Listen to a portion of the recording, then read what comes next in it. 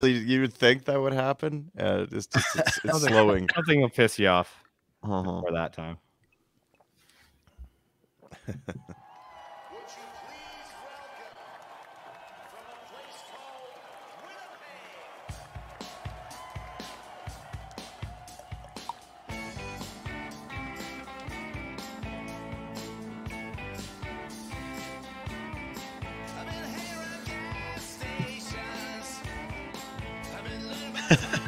Nice. Oh, there's that old AC/DC. Jordy.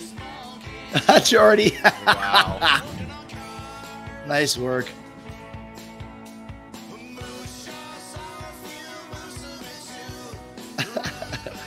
Slade, okay. Not bad. All right.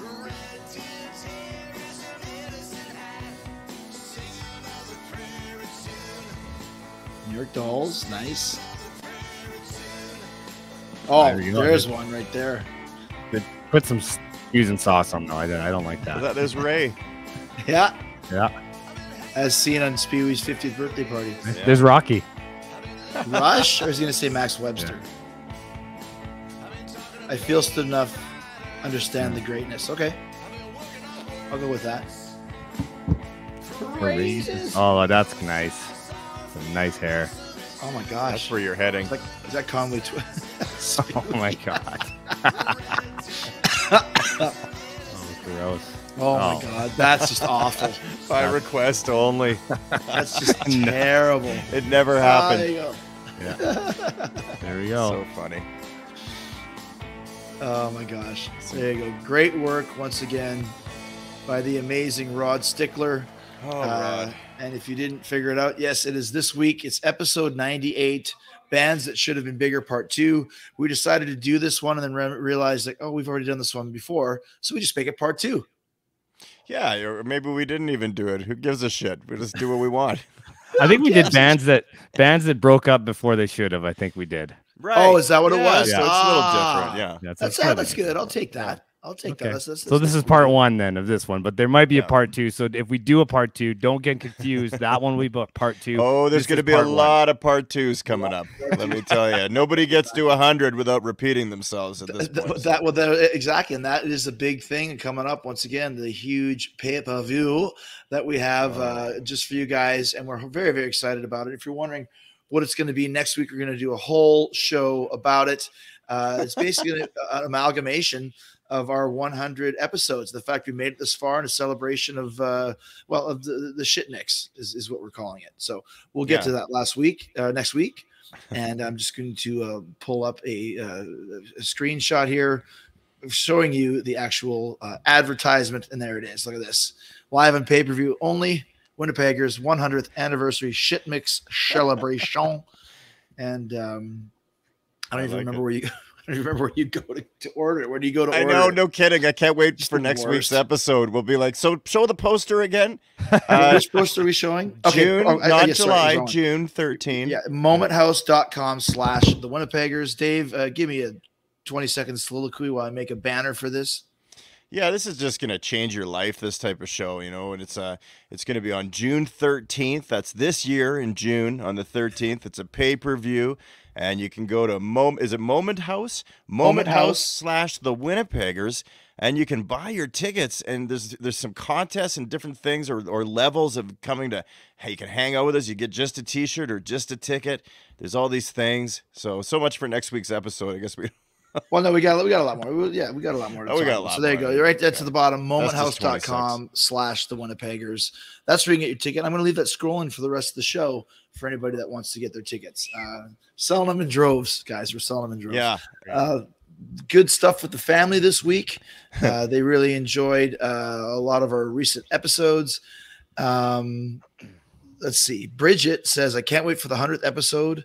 Wish I could go to the live show. Well, you can go to the live show. It's not live like we're having a crowd.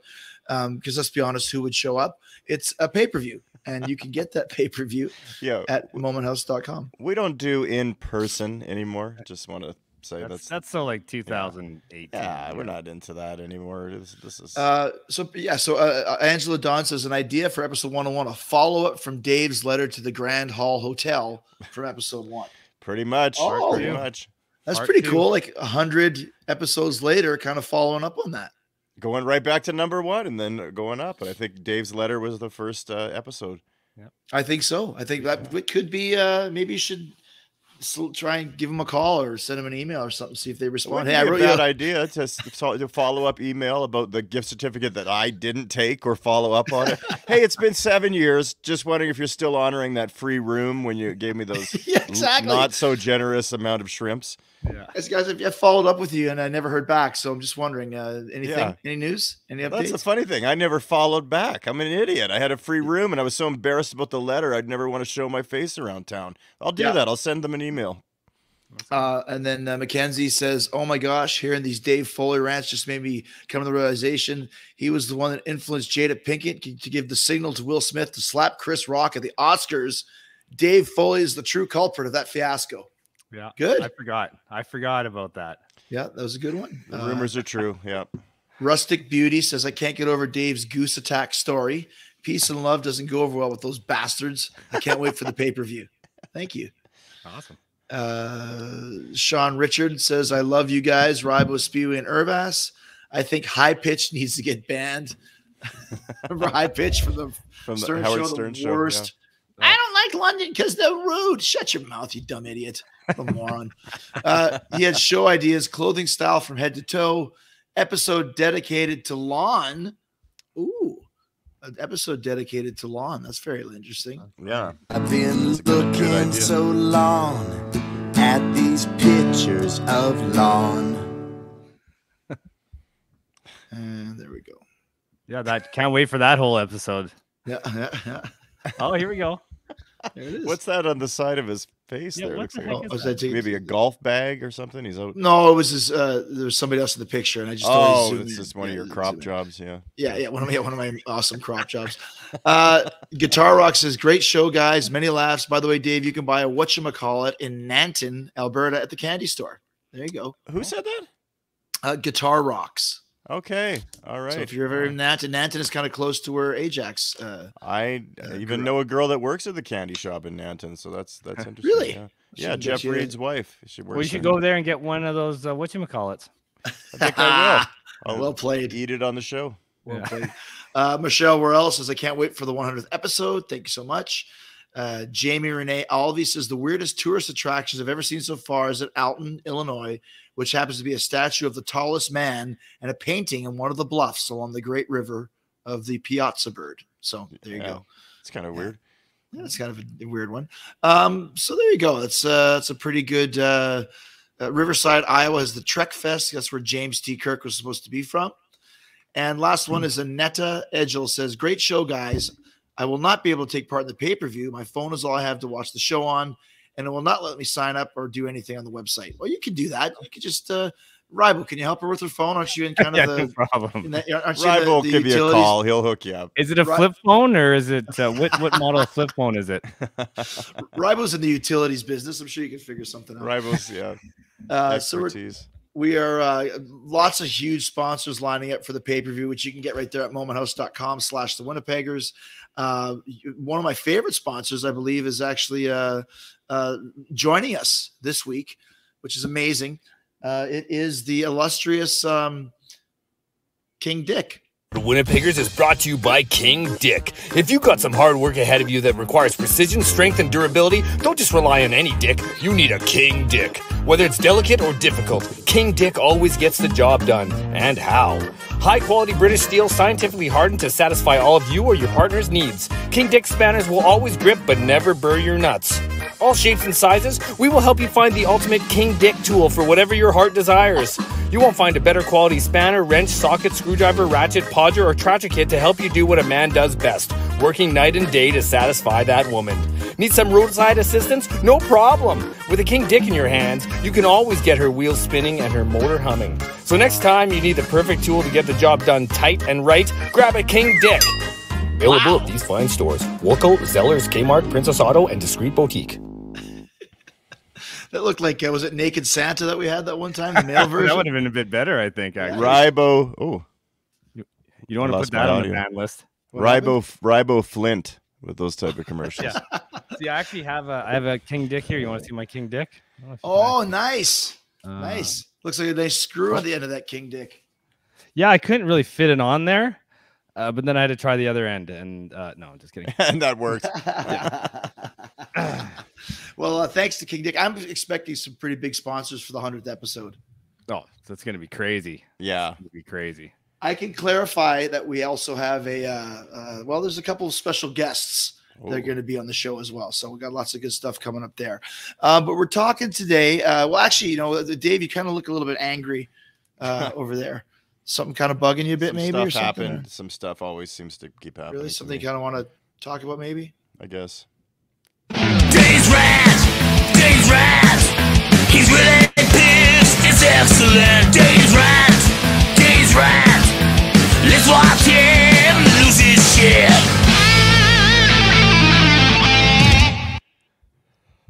Oh, I've this asking.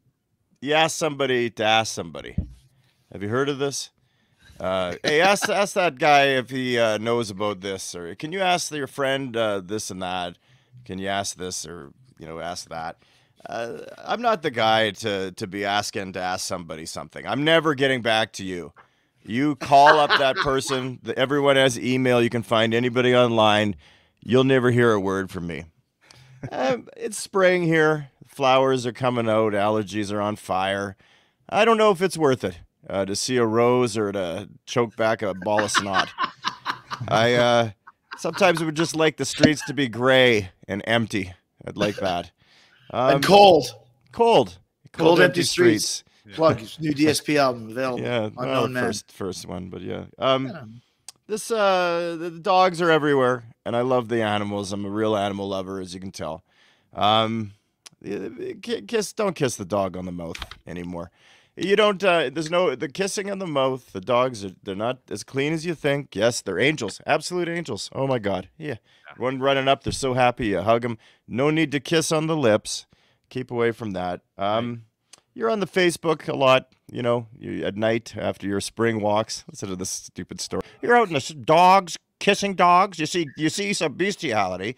Then you end up going home to relax or a cognac while you watch some Facebook. Don't be the first person to like a post. That's what I hate. It's like I'll see somebody, I'll go, oh, they'll probably think I'm watching them. Like you become an instant stalker. Oh, I like that. I really like that, especially when you don't normally like posts or something. Another thing about animals, and again, this is from a personal experience. I was trying to have a conversation with somebody the other day, and they had a cat walking around, and it was I don't know if it had like a voice box problem, or a voice box is something somebody would put in it. I don't know, Right. But it's just going It sounded like Ron Jeremy, fucking Persian cat just walking around the kitchen going Oh man. And Stephen Hawking cat. and I'm trying to talk, and the thing's interrupting constantly. So I'm kind of done with that. Also got the old, oh, he's just saying hello. Oh, he's just saying hello. The fucking thing cut me off 15 times in like under 3 minutes. That's not just saying hello, okay? That cat hates me. It knew me in a prior life. So it's got my numbers. I love that an animal can even cut you off from speaking. Right, yeah. Hey, look, can I finish? Yeah. And I know we don't have a lot of time for these shows. We're kind of rushed, and I don't want to take over the show, that's for sure. But promising to move someone. I got into this thing. This is really bad, Rod. Yeah, this it's is not like, good. well, it really is not good. And I've done this to people before. If you hear me slightly slur when I say, hey, I'll come by tomorrow, lend you a hand. I am not showing up. You're going to text me. And the worst is they tell other people, well, Dave's coming, so you don't have to come now. I knew you were, just had a family member die or something, right? But then there's me just sleeping in, and I don't care. I don't give a shit when I get that extra moment of sleep. It doesn't matter at all. And I did it to Hippie Ray. He was moving, and I said, hey, I'll come. And then I didn't show or anything. I had plans. I forgot about the other plans. So anyway, it just made me think that I got to stop. And you're kind of drunk a little bit when you said okay. Oh yeah, man. It was anytime between 4 and 7 p.m. Man, I'm not your guy to talk to remember anything. No promises at that time. Yeah, right. So don't contact me at happy hour. Not that Well, there's such a that's thing. a lot of stuff on your mind, Dave, this week, and you don't want to take over the show or anything, but you kind of were, so I got to step in. Yeah. As the Well, I blew moderator. my wad. Now I got nothing for the live show, so That's hope all you right. like it. It's 2 weeks away. You'll think of something. All right, so we're talking about bands that should have been bigger, part 2. And in my opinion, a band that should be bigger that I actually asked this question to comes straight from England, Justin Hawkins from The Darkness. Hey to the Winnipeggers, it is I, Justin Hawkins, from The Darkness. I hope you're having a lovely time. Speewy, Rebo and Earves. Is nice to be addressing you. Which bands do I think should have been more popular? I think the Cardiacs should have been more popular. It'd be a better world. I think Richard Thompson, the guitarist, singer-songwriter, should be more popular. I think Ron Sexsmith should be more popular. Yeah. I think The Darkness should be more popular. My accountant agrees with me. Who else? Who should be more popular? Paul Westerberg. Richie Clifton, the English pop star from the 60s. Yeah. A couple of those weren't too big because I never heard of them. Yeah. This sounds like a Spinal Tap name. I think everybody else should be less popular, and those guys should be in charge. Anyway, thanks a lot for the booking, Irves. I will see you, the Winnipeggers, some other time. Nice one, guys. Adieu. We'll see ya. First of all, that guy looked like Ajax. Cheap laughs. Second, when he said Richie Clifton, that sounds like a Spinal Tap name. You know, Absolutely. Our third drummer, Richie Clifton, came in right after the Peeper. Yeah. So yeah, I didn't know a lot of those. I know Ron Sexsmith is one guy for sure. Cardiacs, but he's pretty big too. It just but yeah, there's people that you expect to be really, really popular, and they never were as big as the Stones or something, right? You know, it's hard to get that big. Well, yeah, so let's go through it. Who do you guys think should be more popular? I think the Beatles should have been more popular than they were. They're kind of underrated, and I kind of mean that truthfully. Really? You think they should be even more popular? Let me ask you this question because it's funny that they're not popular enough for Ribo. PJ and I are going to go see McCartney in a couple of weeks in New Jersey. And at first he was like, I heard the show's not selling well. And of course I go online and it's like every ticket is gone. There's like 17 blue dots in a stadium of 60,000. But I was like, as the world continues to turn, do the McCartneys and the Stones of the world get less popular? And I think the answer is no. I think they continue to generation to generation continue to I build. don't know about that, man. I think that. What do you think? Let's debate. Yeah, that's a good debate. I think that the young generation, the younger ones that are just the video game kids, I don't think they're going to be into the Beatles as much as we were, or somebody that might be 20 years old right now. Or 25 even. I don't know. There's just when you see what the music business is like right now, and Taylor Swift and all this stuff, and everything's K-pop. That's what's huge. These kids wouldn't even give the Beatles a chance that love K-pop. That's everything to them. Yeah, exactly. I've got a K-pop single coming out in 6 weeks. Yeah, it's kind of hard to tell what people will like that are like of the younger generation and stuff like that. The thing is, though, you have access to all music now fairly easily, so you can get a hold of that stuff, but it just depends if you're actually going and searching it out, or if someone plays it for you, or how you're going to come across that. But I mean, still, there's so many bands that are still playing, that are like every band that ever was still is, or is again, and is touring around. And yeah, but I think though that the generations, I mean, obviously I think the biggest problem, not so much that the Beatles aren't as popular, the Stones, I think not as many people are into music. Like we are and were when we were younger. It's not about that anymore. It's very rare. Like I said, I think I've told you guys just how many bands were there in Westwood Collegiate alone? Oh yeah, 10, 15. There's no bands, not just in Ash's school, my son's school, but in like any kid's school that I know of. I don't know one kid that's in a high school band out of the, 500 kids I've met over the last 6-7 years. Yeah. So that's, I think, the biggest problem. If you're not into music, you wouldn't know the Beatles or the Stones. That's right. Yeah. If you're taking guitar lessons or drum lessons or something, and you're a teenager, you'll know about them. You'll love them. That's right. But otherwise, yeah, exactly. There's so much competition for everything. I'll give a couple bands though, kind of going back, and that's an interesting discussion. That could be a whole episode. But I think going through like some of the older heavy metal bands, I think in retrospect that Raven should have been bigger, and Loudness should have been bigger, and Saxon should have been bigger. But they all fell into the same trap. They were great, heavy, dirty bands with great players, and then they got signed to major labels and became very high glossy pop, which they never had that element to their music before. Like when Kiss kind of went 80s, they always had a pop side to them, you know, as did Van Halen, as did, you know, ZZ Top. Raven was never pop, and Loudness was never pop, and suddenly it's like, you know, all of these songs are super glossy and keyboard friendly. I think that's one of the reasons why those bands weren't as big as they should have been, and they should have been bigger. Wow. And if they just sort of continued doing what they were doing, instead of like, but then there's only so much room for bands. There's only so much room for bands that, like, there's only going to be one Motorhead. Okay. Cause I was thinking about this today. It's like Tank is a band that I'll throw around once in a while, but I actually did listen to Tank. Yeah. Wow. And Tank sounds like a Motorhead band, but there never were, you know, there's probably only room for one Motorhead. They sound very much like Motorhead in a way. Yeah. Well, they know it's a total Motorhead kind of homage. I won't say rip out. Even the singer even had the same vibe as his vocal. And they were on my list of not being as big as they could have been, but I'm just wondering about that too. That's an interesting thing. Well, you know, I think a lot of it too has to do with record labels and exposure. And I think Tank kind of came from a small place in Europe, and I don't know, Motorhead was just bigger, and they kind of sounded like Motorhead Jr. Yeah. So it's the same thing. Like when people say, like, you know, Halloween, by the way, should have been bigger in the States.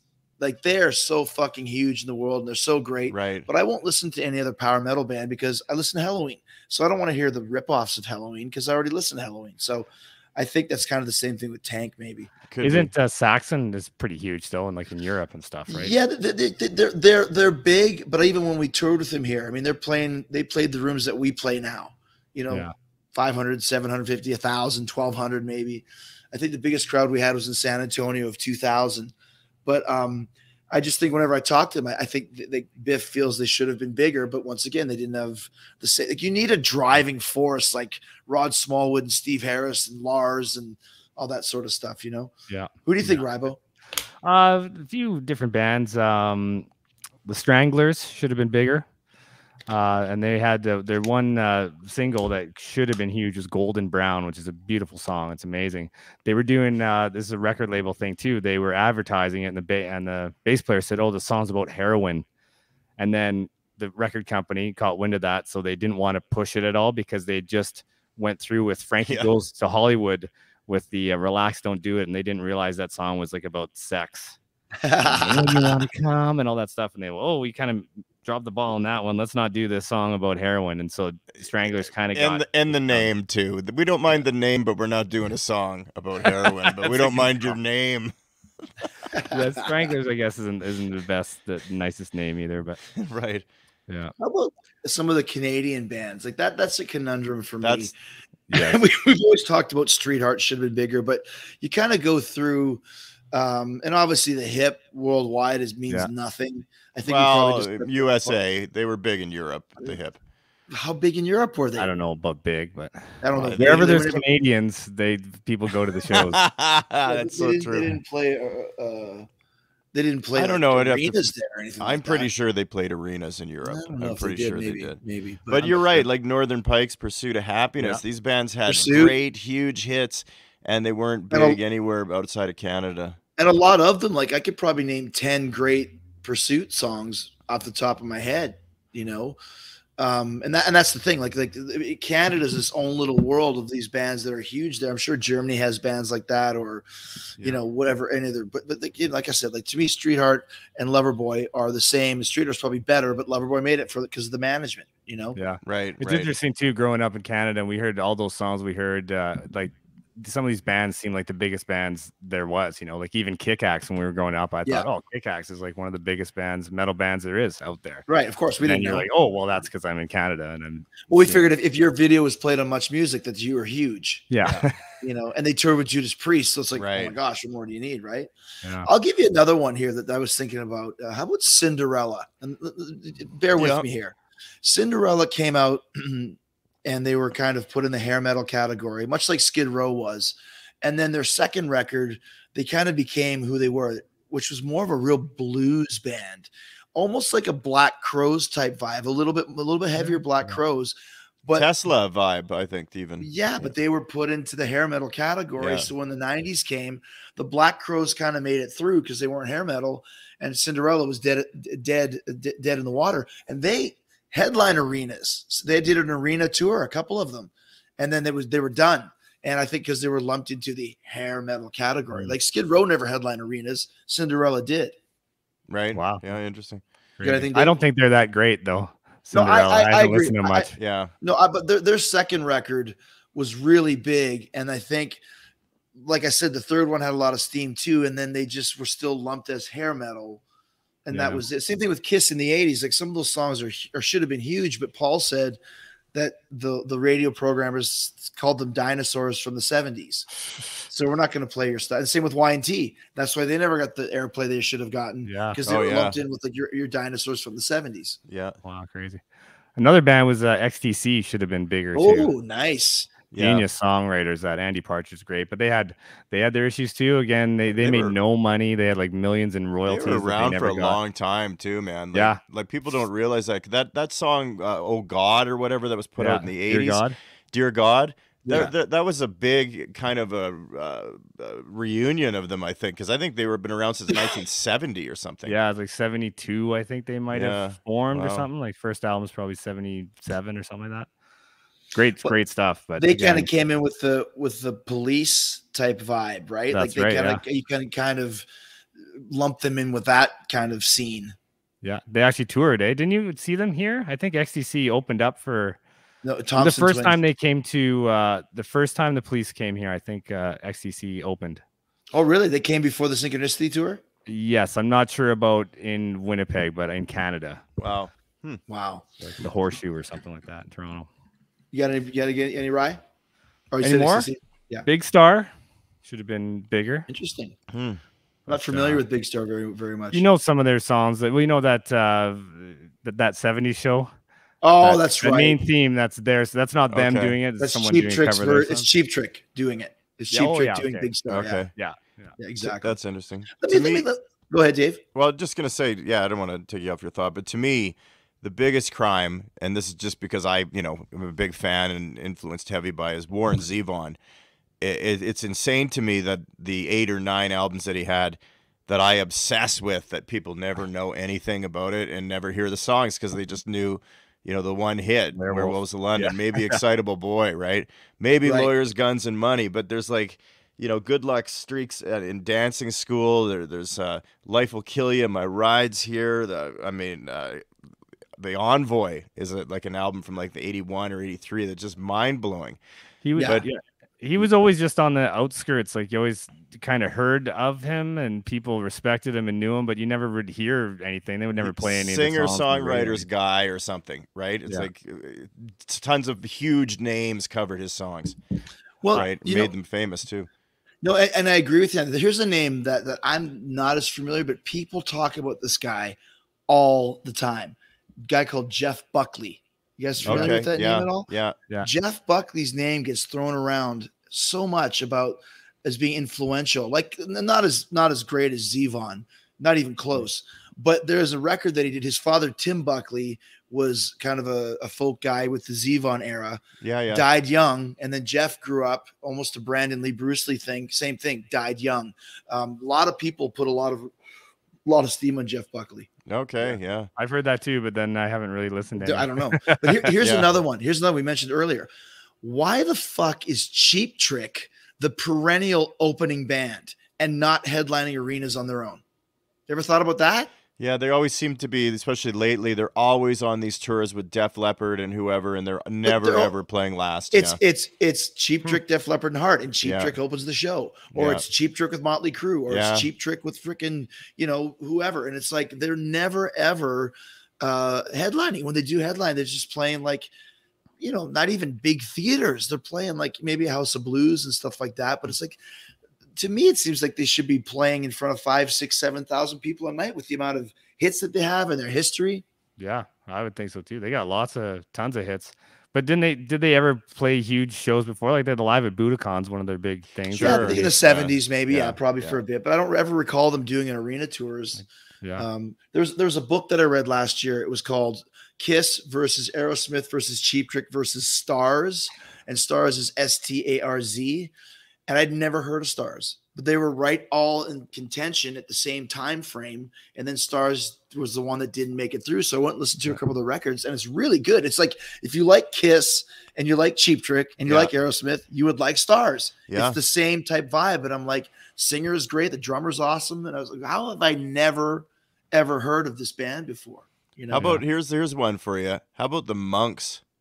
Oh, Okay, because there was two bands called the Monks, by the way. There's one in the U.S. that was from like the early 70s. Yeah.